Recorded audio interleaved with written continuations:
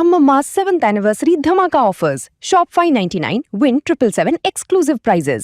WhatsApp లో order చేయండి, gift పట్టండి.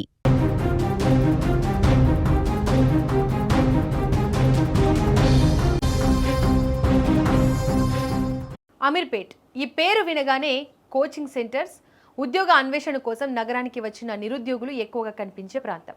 అందుకే స్థానికంగా ఎక్కువ హాస్టల్స్ కూడా వెలిశాయి. హైదరాబాద్ మహానగరంలో హాస్టల్స్ ఎక్కడ దొరుకుతాయంటే టకీమని చెప్పే పేరు అమీర్పేట్. అయితే అక్కడ హాస్టల్స్ ముసుగులో అసాంఘిక కార్యకలాపాలు జరుగుతున్నాయంటూ ఓ యువతి చేసిన కామెంట్స్ ఇప్పుడు సోషల్ మీడియాలో షాకింగ్గా మారాయి. ఉద్యోగ అన్వేషణలో కోచింగ్ కోసమో అమీర్పేటకు వచ్చే యువతులు ఎక్కువగా అక్కడే ఉండే పీజీలు, హాస్టల్స్ను ఆశ్రయిస్తుంటారు. అలాగే ఓ యువతి గత ఏడాది అమీర్పేటలోని ఒక ప్రముఖ గర్ల్స్ హాస్టల్లో నెల రోజుల పాటు ఉండేందుకు చేరింది. కానీ అక్కడ ఉన్న పరిస్థితులను చూసి కేవలం 15 రోజుల్లోనే భయంతో ఆ హాస్టల్ ఖాళీ చేసి వెళ్ళిపోయింది. తాజాగా ఆమె సోషల్ మీడియా ద్వారా ఆ హాస్టల్ నిర్వాహకుల గుట్టు రట్టు చేస్తూ ఒక వీడియోను విడుదల చేసింది.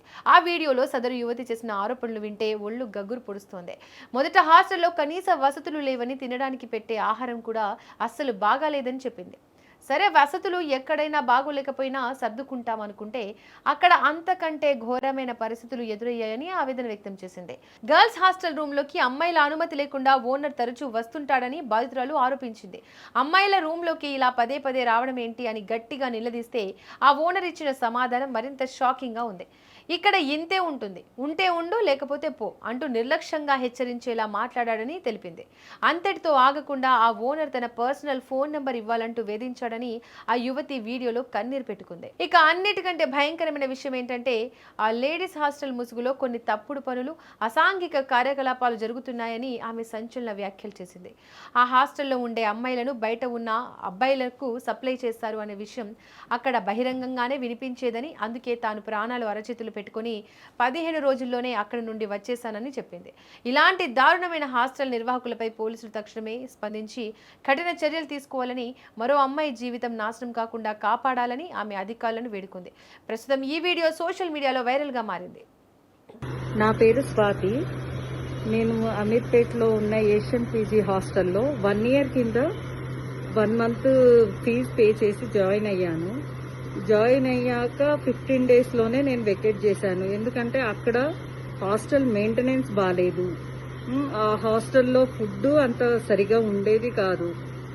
తర్వాత ఏంటంటే ఆ హాస్టల్ ఓనర్ వచ్చేసి చాలా అంటే బ్యాడ్గా బిహేవ్ చేసేవాడు. వచ్చిపోయే అమ్మాయిలతో కానీ, అంటే హాస్టల్లో ఉన్న అమ్మాయిలతో కానీ ఏదో ఒక రీజన్ పెట్టుకొని రూమ్లోకి సడన్గా రావడము, అదంతా చేసేవారు. ఏంటి ఇలా ఉంది ఇక్కడ హాస్టల్లో అని అంటే, ఇక్కడ ఇలానే ఉంటుంది, నీకు ఇష్టం ఉంటే ఉండు లేదంటే లేదు అని కూడా మాట్లాడారు. సరే, ఇదంతా ఏంది అని చూస్తే అక్కడ ఏంటంటే అబ్బాయిల కోసం అమ్మాయిలను పంపిస్తున్నారు అని కూడా కొంచెం నాకు వేరే అమ్మాయిలు చెప్పడం జరిగింది.